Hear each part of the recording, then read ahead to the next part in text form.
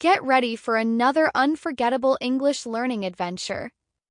In today's story, Sherlock Holmes investigates one of his most unusual mysteries in The Man with the Twisted Lip by Arthur Conan Doyle, a story full of mystery, hidden identities, and surprising twists. Listening to English stories is a powerful way to improve your vocabulary, pronunciation, listening skills, and overall fluency while enjoying a thrilling experience at the same time. So pay close attention to the dialogue, the clues, and the atmosphere of the story as the mystery slowly unfolds. Stay with us until the final reveal to discover the secret that shocked even Sherlock Holmes himself. And if you love learning English through stories, don't forget to like the video, subscribe to the channel, and turn on notifications for more classic adventures.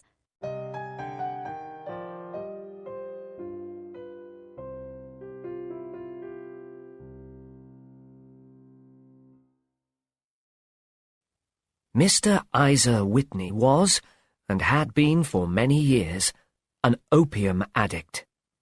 He could not get rid of the habit. He had once been a fine man, but now people only pitied this bent, unfortunate person with the yellow, unhealthy face. Opium was both his ruin and his only pleasure. One night in June, when it was almost time to go to bed, I heard the doorbell ring. I sat up in my chair, and Mary, my wife, put her sewing down in annoyance. "A patient," she said. "At this hour?" We heard the servant open the front door and speak to someone. A moment later, the door of our sitting room was thrown open, and a lady came in. She wore a black veil over her face. "Please forgive me for calling on you so late," she began. But then she could no longer control her feelings. She ran forward, threw her arms round Mary's neck, and cried bitterly on her shoulder. "Oh, I'm in such trouble," she said. "I need help so much." "Well," said my wife, pulling up the visitor's veil, "it's Kate Whitney. This is a surprise, Kate. I had no idea who you were when you came in. I didn't know what to do, and so I came straight to you." That was how it always happened. People who were in trouble came to my wife, like birds to a lighthouse. "We are very glad to see you," Mary said. "It's about Isa. He hasn't been home for 2 days. I'm so worried about him." This was not the first time that Mrs. Whitney had spoken to us of her husband's bad ways. She and Mary had been at school together. We did our best to calm her down and comfort her. "Have you any idea where he has gone?" I asked. "Yes," Mrs. Whitney replied. "He's probably at a place called the Bar of Gold in East London, down by the river. It's in Upper Swandam Street. It's a place where opium addicts go. This is the first time that Isa has spent more than a day there." I was Isa Whitney's doctor, and had a certain influence with him. "I will go to this place," I said. "If he is there, I will send him home in a carriage within 2 hours." 5 minutes later, I had left my comfortable chair and sitting room, and was in a fast carriage on my way east. Upper Swandam Street was on the north side of the river, to the east of London Bridge. The Bar of Gold was below the level of the street. Some steep steps led down to the entrance, which was little more than a hole in the wall. There was an oil lamp hanging above the door. I ordered the driver to wait, and went down the steps. Inside, it was difficult to see very much through the thick, brown opium smoke. Wooden beds lined the walls of a long, low room. In the shadows, I could just see bodies lying in strange positions on the beds, and little red circles of light burning in the bowls of metal pipes. Most of the smokers lay silently, but some talked softly to themselves. Near one end of the room was a fireplace, in which a small fire was burning. A tall, thin old man sat there, his elbows on his knees, looking into the fire. A Malayan servant, who belonged to the place, came up to me with some opium and a pipe. He pointed to an empty bed. "No, thank you," I said. "I haven't come to stay. There is a friend of mine here, Mr. Isa Whitney, and I want to speak to him." A man on one of the beds suddenly sat up, and I recognized Whitney. He was pale, untidy, and wild-looking. "Watson!"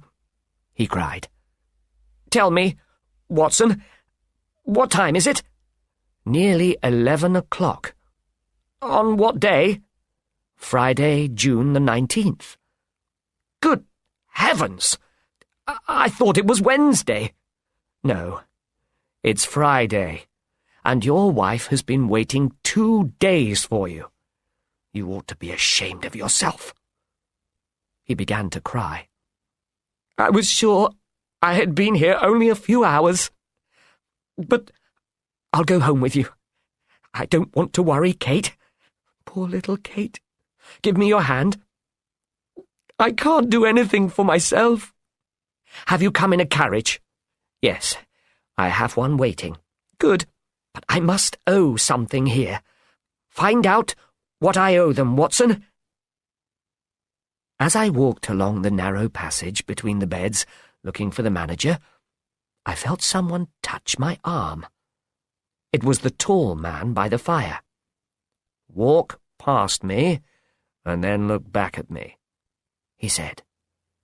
When I looked again, he was still leaning over the fire, a bent, tired old man. Suddenly, he looked up and smiled at me. I recognized Sherlock Holmes. "Holmes," I whispered. "What on earth are you doing in this terrible place?" "Speak more quietly. I have excellent ears. Please get rid of that friend of yours. I want to talk to you." "I have a carriage waiting outside." "Then send him home in it, and I suggest that you give the driver a note for your wife. Tell her you are with me, and wait outside for me. I'll be with you in 5 minutes." In a few minutes I had written my note, paid Whitney's bill, led him out to the carriage, and said good night to him. Then Holmes came out of the bar of gold, and we walked along together. At first he walked unsteadily, with a bent back, but after the first few streets he straightened up and laughed loudly. "I suppose you think I have become an opium addict, Watson," he said. "I was certainly surprised to find you in that place," I replied. "And I was surprised to see you there." "I came to find a friend." "And I came to find an enemy." "An enemy?" "Yes, Watson. One of my natural enemies. A criminal. I am working on one of my cases. I fear that Mr. Neville St. Clair entered the bar of gold, and that he will never come out of the place alive. There is a door at the back of the building that opens onto the river. I believe that many men have been murdered there, and that their bodies have been thrown out through that door. If I had been recognized, the evil Indian sailor who owns the place would have murdered me too. I have used the bar of gold before for my own purposes, and have often found useful clues there in the conversation of the opium addicts. The owner has sworn to have his revenge on me for it." Suddenly, Holmes whistled loudly. "The carriage should be here by now," he said. We heard an answering whistle in the distance. Then we saw the yellow lamps of the carriage as it came near.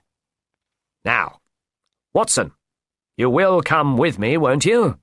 said Holmes as he climbed in. "If I can be of any use." "Oh, a friend is always useful. And my room at the St. Clair's has 2 beds. At the St. Clair's? Yes. I am staying there while I work on the case." Where is it, then? "Near Lee, in Kent. It's a 7-mile drive. Come on." "But I don't know anything about your case." "Of course you don't, but you soon will. Jump up here." "All right, Harold," he said to the driver. "We shan't need you." He handed the man a coin. "Look out for me tomorrow at about 11 o'clock. Good night." For the first part of our drive, Holmes was silent, and I waited patiently for him to begin. "I have been wondering what I can say to that dear little woman tonight, when she meets me at the door," he said at last. "I am talking about Mrs. St. Clair, of course. Neville St. Clair came to live near Lee 5 years ago. He took a large house and lived like a rich man. He gradually made friends in the neighborhood, and 2 years ago he married the daughter of a local farmer, by whom he now has 2 children.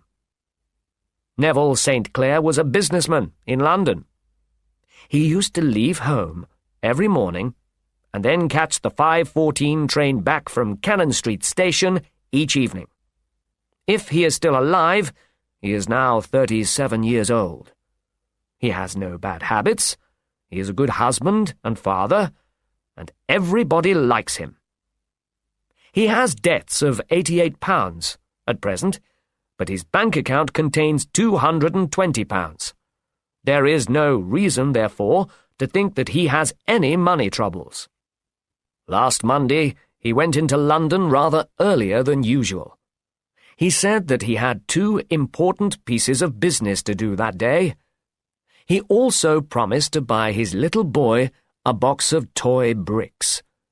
Now, that same day, his wife happened to receive a telegram from the Aberdeen Shipping Company. This informed her that a valuable package which she was expecting had arrived at the company's offices in London. These offices are in Fresno Street, which is off Upper Swandam Street, where you found me tonight. Mrs. St. Clair had her lunch, caught a train to London, did some shopping, and then went to the shipping company's offices. When she came out, it was 4:35. She walked slowly along Upper Swandam Street, hoping to find a carriage. It was a very hot day, and she did not like the neighborhood at all. Suddenly, she heard a cry, and saw her husband looking down at her from a window on the first floor of one of the houses. He seemed to be waving to her, as if he wanted her to come up. The window was open, and she had a clear view of his face. He looked very worried and nervous. She noticed that he had no collar or tie on, but he was wearing a dark coat, like the one he had put on that morning. Then, very suddenly, somebody seemed to pull him back from the window. Mrs. St. Clair felt sure that something was seriously wrong. She saw that the entrance to the house was below ground level. This was the door of the Bar of Gold. She rushed down the steps and through the front room, and tried to go up the stairs which led to the upper part of the house. But the owner, the Indian sailor I spoke of, ran downstairs and pushed her back. The Malayan servant helped him to push her out into the street. She rushed along Upper Swandam Street and into Fresno Street, where she fortunately found several policemen. They forced their way into the Bar of Gold and went upstairs to the room in which Mr. St. Clair had last been seen. There was no sign of him there. In fact, the only person in the upper part of the house was an ugly cripple who lived there. Both the Indian and this cripple swore that no one else had been in the first-floor front room that afternoon. The policemen were beginning to believe that Mrs. St. Clair had been mistaken, when suddenly she noticed a small wooden box on the table. Realizing what it contained, she tore the lid off and emptied out children's bricks. It was the toy that her husband had promised to bring home for his little boy. Of course, the rooms were now examined very carefully, and the police found signs of a terrible crime. The front room was an ordinary room, with plain furniture, and led into a small bedroom, from which the river could be seen. Along the edge of the river there is a narrow piece of ground which is dry at low tide, but which is covered at high tide by at least 4.5 feet of water. At that time of day, the river is at its highest point. There were drops of blood on the window, and a few drops on the bedroom floor, too. Behind a curtain in the front room, the police found all Neville St. Clair's clothes, except his coat. His shoes, his socks, his hat, and his watch, everything was there. There were no signs of violence on any of the clothes, and Mr. St. Clair, alive or dead, was certainly not there. He seemed to have gone out of the window. There was no other possibility. The Indian had often been in trouble with the police before, but as Mrs. St. Clair had seen him at the foot of the stairs only a few seconds after her husband's appearance at the window, he could not have been responsible for the murder. He said that he knew nothing about the clothes which had been found in the cripple's rooms. The cripple himself, whose name is Hugh Boone, must have been the last person to see Neville St. Clair. Boone is a well-known London beggar who always sits in Threadneedle Street, near the Bank of England. He pretends to be a match-seller, but there is always a dirty leather cap by his side, into which people throw coins. I have watched him more than once, and I have been surprised at the very large amount of money that he receives in this way. His appearance, you see, is so unusual that no one can go past without noticing him. He has a pale face and long red hair, and bright brown eyes. His upper lip is twisted as the result of an old accident, and he is famous for his clever answers to the jokes of all the businessmen who go past. Is it possible that a cripple could have murdered a healthy young man like Neville St. Clair? I asked. Hugh Boone's body is bent, and his face is ugly, Holmes replied. But there is great strength in him. Cripples are often very strong, you know. When the police were searching him, they noticed some spots of blood on one of the arms of his shirt. But he showed them a cut on his finger, and explained that the blood had come from there. He also said that he had been at the window not long before, and that the blood on the floor and window probably came from his finger too. He refused to admit that he had ever seen Mr. St. Clair, and swore that the presence of the clothes in the room was as much a mystery to him as it was to the police. If Mrs. St. Clair said she had seen her husband at the window, she must have been dreaming. Or else she was crazy. Boone was taken to the police station, still complaining loudly. When the water level in the river had gone down, the police looked for the body of Mr. St. Clair in the mud. But they only found his coat, and every pocket was full of pennies and halfpennies, 420 pennies and 270 halfpennies.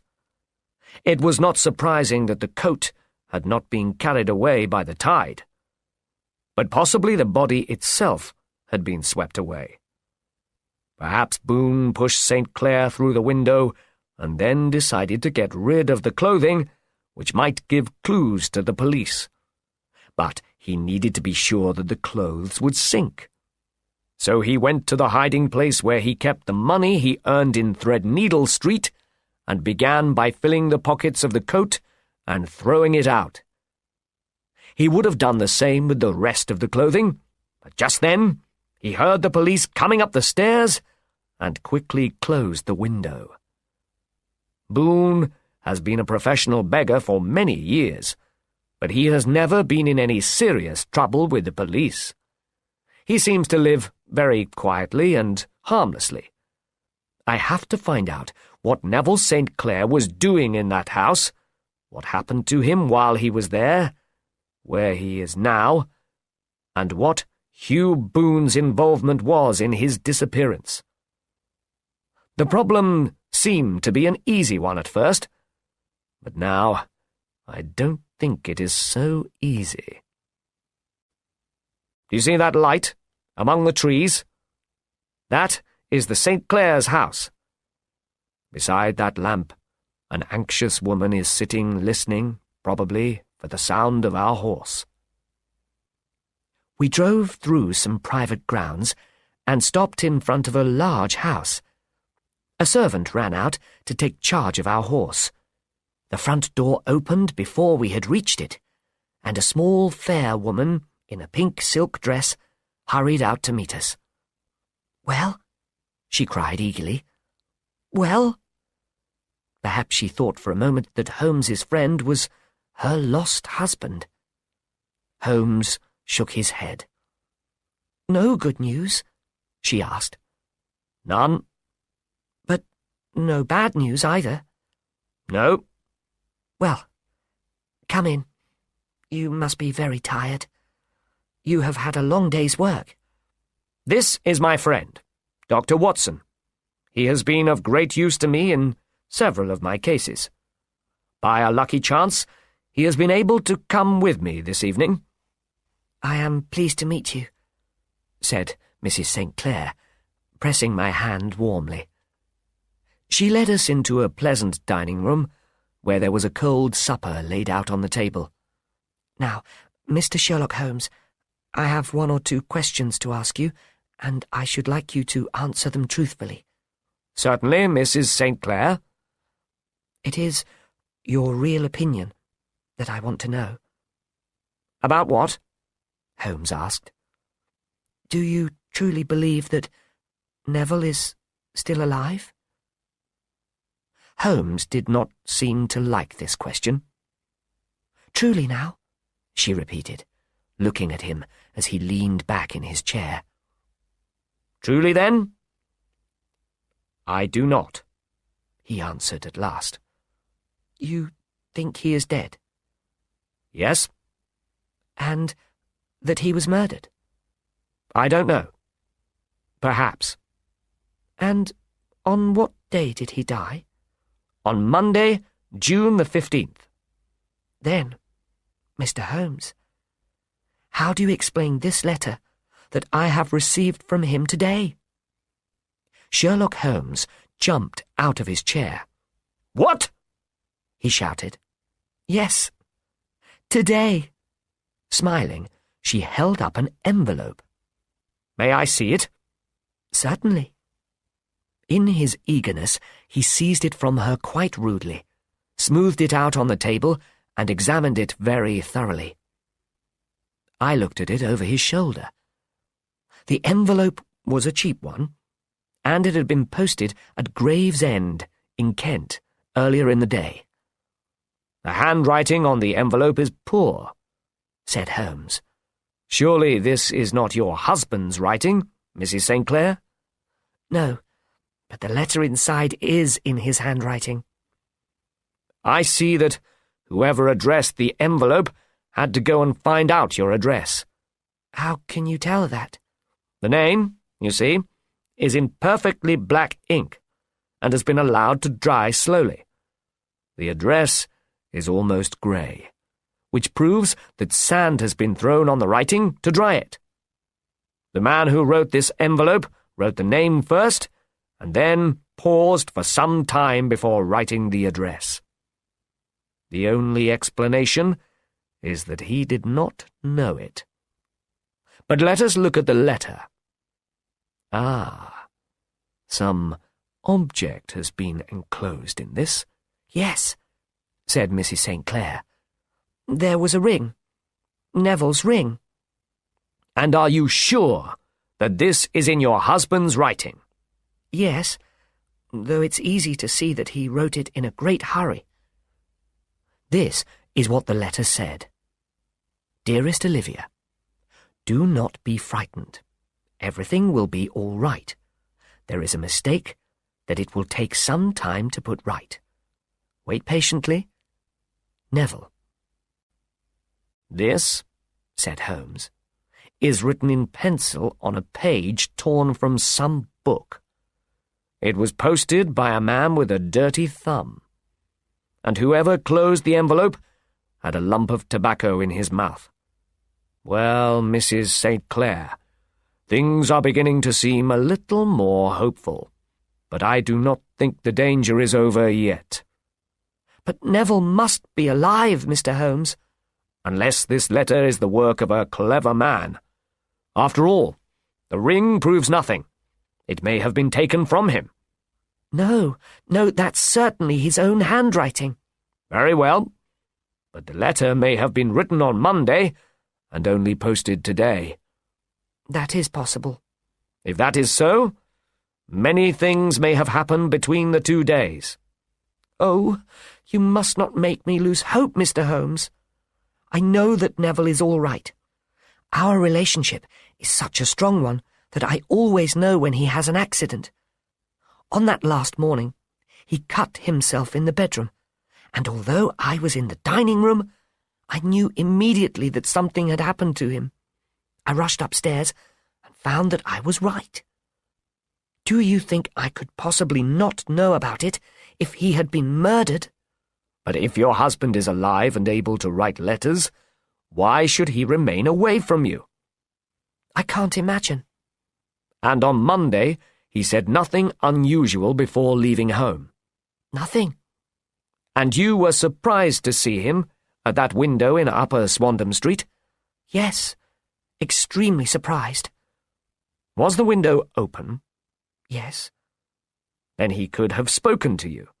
He could, but he only cried out, as if he were calling for help, and he waved his hands. But it might have been a cry of surprise. Shock at the sight of you might have caused him to throw up his hands. It is possible, but I thought he was pulled back from the window. He might have jumped back. You did not see anyone else in the room, did you? No, but that ugly cripple admitted that he was there, and the owner of the place was at the foot of the stairs. Did your husband seem to be wearing his ordinary clothes? Yes, but he had no collar or tie on. I saw the skin of his throat quite clearly. Had he ever mentioned Upper Swandam Street to you? Never. Had he ever shown any signs of having taken opium? No, never. Thank you, Mrs. St. Clair. We will now have a little supper and then go to bed. We may have a very busy day tomorrow. But Holmes did not go to bed that night. He was a man who sometimes stayed awake for a whole week when he was working on one of his cases. He filled his pipe. Then he sat down, crossed his legs, and looked with fixed eyes at the ceiling. I was already in bed, and soon went to sleep. Holmes was still smoking when I woke up next morning. It was a bright, sunny day, but the room was full of tobacco smoke. Are you awake, Watson? Yes. Would you like to come for an early morning drive? All right. Then get dressed. Nobody is up yet, but I know where the servant who looks after the horses sleeps. We shall soon have the carriage on the road. Holmes laughed to himself as he spoke. He seemed to be a different man from the Holmes of the night before. As I dressed, I looked at my watch. It was not surprising that nobody in the house was up. It was only 4:25. Soon Holmes came back and told me that the carriage was ready. I want to test a little idea of mine, he said as he put his shoes on. I think, Watson, that I am the most stupid man in Europe. I deserve to be kicked from here to London. But I think I have found the explanation of Neville St. Clair's disappearance now. Yes, Watson. I think I have the key to the mystery. And, where is it? I asked, smiling. In the bathroom, he answered. Oh, yes, I am not joking, he went on, seeing the surprise on my face. I have been there, and I have taken it out, and I have it in this bag. Come on, Watson, and let's see whether this key is the right one. The carriage was waiting for us in the bright morning sunshine. We both jumped in, and the horse rushed off along the London road. A few country vehicles were about, taking fruit to the London markets, but the houses on either side of the road were as silent and lifeless as in a dream. Oh, I have been blind, Watson, said Holmes. But it is better to learn wisdom late than never to learn it at all. In London, a few people were beginning to look out sleepily from their windows as we drove through the streets on the south side of the city. We went down Waterloo Bridge Road and across the river, then along Wellington Street. We stopped at Bow Street Police Station. The two policemen at the door touched their hats to Holmes, who was well known there. One of them looked after the horse, while the other led us in. "Who is the officer on duty this morning?" asked Holmes. "Mr. Bradstreet, sir," answered the man. A large, fat man came down the passage just then. "Ah, Bradstreet, how are you?" said Holmes. "I'd like to have a word with you." "Certainly, Mr. Holmes. Let us go into my room." It was a small office with a desk and a telephone. Bradstreet sat down. "What can I do for you, Mr. Holmes?" "I am here in connection with Hugh Boone, the beggar, the man who has been charged with involvement in the disappearance of Mr. Neville St. Clair." "Yes, we are still busy with that case." "You have Boone here?" "Yes, he's locked up." "Is he quiet?" "Oh, he gives no trouble. But he's a dirty man." "Dirty?" "Yes. He doesn't mind washing his hands, but his face is as black as a coal miner's. Well, as soon as his case is settled, he'll have to have a proper prison bath." "I should very much like to see him." "Would you? That can easily be arranged. Come this way. You can leave your bag here."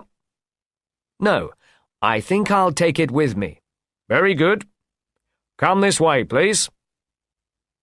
He led us down a passage, opened a barred door, and took us down some stairs to another white passage. There was a row of doors on each side. "The third door on the right is his," said Bradstreet. "Here it is." He looked through a hole in the upper part of the door. "He's asleep. You can see him very well."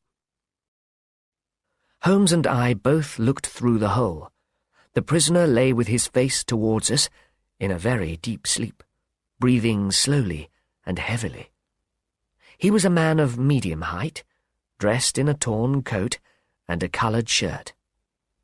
As Bradstreet had said, he was extremely dirty. One side of his top lip was turned up, so that 3 teeth were showing. He looked like an angry dog. His head was covered almost down to the eyes with very bright red hair. "He's a beauty, isn't he?" said Bradstreet. "He certainly needs a wash," Holmes replied. "I had an idea that he might be dirty, and so I brought this with me." He took a wet cloth out of his bag. "What a funny man you are, Mr. Holmes," laughed Bradstreet. "Now, Bradstreet, open that door as quietly as possible, please." "All right." And Bradstreet slipped his big key into the lock, and we all went in very quietly. The sleeping man half turned, and then settled down once more. Holmes stepped quickly over to him and rubbed the cloth firmly across and down his face. "Let me introduce you," he shouted, "to Mr. Neville St. Clair of Lee in Kent." The effect of Holmes's cloth was unbelievable. The skin of the man's face seemed to come off like paper, taking the twisted lip with it. Holmes took hold of the untidy red hair and pulled it off too. The ugly beggar had changed into a pale, sad-faced young gentleman with black hair and a smooth skin. He sat up in his bed and rubbed his eyes, looking round sleepily. Then he realized what had just happened, gave a terrible cry, and hid his face. "Good heavens!" cried Bradstreet. "It certainly is the missing man. I recognize him from the photograph." By now, the prisoner had managed to control himself. "And what," he asked, "am I charged with?" "With being concerned in the disappearance of Mr. Neville St. Bradstreet began. "But of course, you can't be charged with that." "Well, I have been a member of the police force for 27 years, and I have never seen anything like this." "If I am Neville St. Clair, no crime has been done. It is clear that you are breaking the law by keeping me here." "No crime has been done," said Holmes, "but you ought to have trusted your wife." "It was not my wife that I was worried about. It was the children. I didn't want them to be ashamed of their father. And what can I do now?" Sherlock Holmes sat down beside him on the bed and touched his shoulder kindly. "I advise you to tell everything to Mr. Bradstreet," he said. "It may not be necessary for the case to come into court. Your story will probably never be mentioned in the newspapers. Your children need never find out about it." St. Clair gave him a grateful look. "I will tell you the whole story. My father was a schoolmaster in Derbyshire, where I received an excellent education. I travelled a great deal after I left school. I was an actor for a time, and then became a reporter for an evening paper in London. One day, I was asked to write a series of pieces about begging in London. It was then that all my adventures started. I decided that the best way of collecting facts would be to become a beggar myself, just for one day. When I was an actor, I had, of course, learned all the skills of makeup, and I now made good use of them. I painted my face and gave my upper lip an ugly twist so that people would pity me. Red hair and old clothes were the only other things necessary. I then placed myself in one of the busiest streets in London. I pretended to be a match seller, but I was really a beggar. I stayed there for 7 hours. At home that evening, I was surprised to find that I had received more than £1. I wrote my pieces and thought no more of the matter for some time. Then I signed my name on a paper for a friend who wanted to borrow some money. He was unable to pay his debt, and so I found that I owed £25. I did not know what to do. Suddenly, I had an idea. I asked for 2 weeks' holiday and spent the time begging in Threadneedle Street. In 10 days, I had the money and had paid the debt. Well, you can imagine how difficult it was to settle down to hard work on the newspaper at £2 a week, when I knew that I could earn as much as that in a single day. I only had to paint my face, put my cap on the ground, and sit still. Of course, it hurt my pride to do it, but in the end I gave up my post and sat day after day in the corner I had first chosen. My ugly face made everybody pity me, and my pockets quickly filled with money. Only one man knew my secret. This was the owner of the Bar of Gold in Upper Swandam Street, an Indian sailor. It was there that I changed myself into an ugly beggar each morning, and there that I became a well-dressed businessman again in the evenings. I paid the man well for his rooms, so I knew that my secret was safe with him. Well, very soon I realized that I was saving money fast.